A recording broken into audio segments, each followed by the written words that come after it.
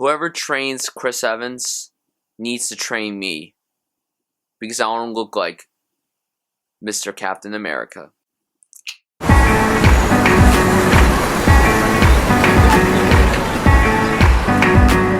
Captain America Civil War is once again directed by the Russo brothers who helmed Winter Soldier. This film stars literally everybody in the entire Marvel Cinematic Universe, and listing them off will take about 60 hours.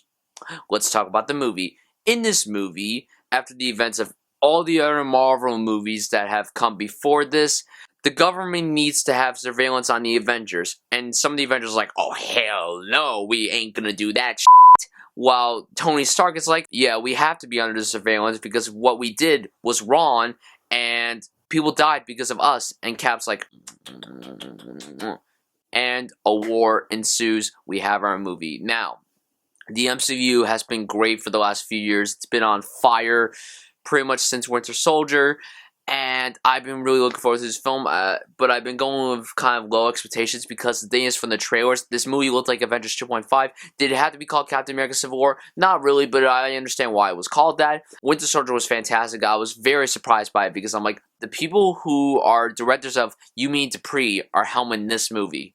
And yet they did a stellar job with it. So I was happy when it was announced that they were going to come back to helm Civil War. And I gotta tell you, Civil War is not only the best Captain America movie, it's not only better than Winter Soldier, it might just be the best thing that Marvel has ever produced. I loved Captain America Civil War so much. This movie has so many great elements to it. Obviously, it's a funny movie, but it has great action, a great use of psychological moments, and it has excellent drama in it. You understand where all these characters are coming from. You don't know which side to pick, and honestly, going in, I didn't know whose side to pick, because from like the trailers and all the articles I read, I kind of understood where each team was coming from. It's really just heartbreaking. Like, this movie had a lot of upsetting moments for sure, but it was still a very entertaining film. Russo brothers, you nail it once again. Like I said, the dramatic side is great, the political side is fantastic, the psychological side was probably my favorite aspect of this film, and it was something so different from Marvel that I'm just like, this is easily why this is the most mature thing that Marvel's ever done. And the script is fantastic, it's sharp, it's witty,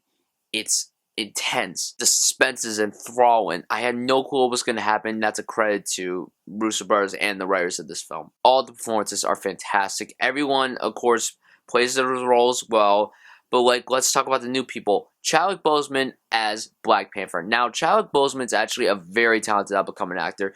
He played Jackie Robinson in 42, one of the most influential baseball players of all time, and that was our introduction to him, and he was awesome in that film. 1 year later, he played James Brown in Get On Up, which I felt was an alright movie, but that performance was amazing because he embodied the role of James Brown, one of the greatest jazz musicians, soul musicians we've ever had.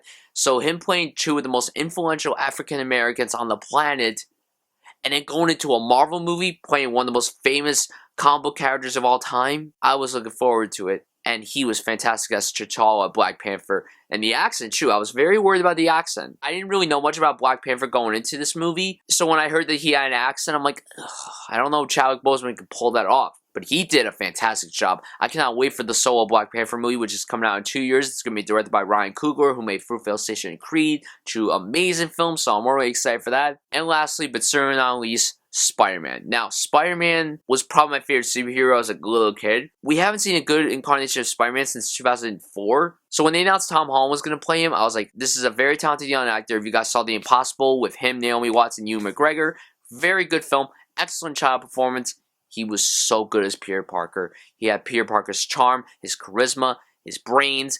He had it all. And the fanboy in him was awesome. Spider-Man was so good in this film that he was definitely the standout in my eyes. Everything with Spider-Man worked very well. His dialogue, too, was so superb. I loved it so much. I loved Spider-Man in this film, and I cannot wait to see what they do with Homecoming, which comes out next summer. As a superhero fan, I loved it, but as a film fan, it was a very well-done film that you guys should go see for the action, the fantastic action. I can't believe I forgot about the action. Oh my god, I'm so stupid. The airport sequence is one of the best action sequences I've ever seen in any film in my entire life. I've seen so many fantastic action sequences. The airport sequence is in my top 5 of all time. And by the way, Ant-Man. Once again, Stands out in this universe. Love it. So overall, Captain America Civil War was a fantastic film in this trilogy, in this universe. I loved it so much. I cannot wait to see it again. Great directed, excellent performances, stellar action, brilliant, brilliant film.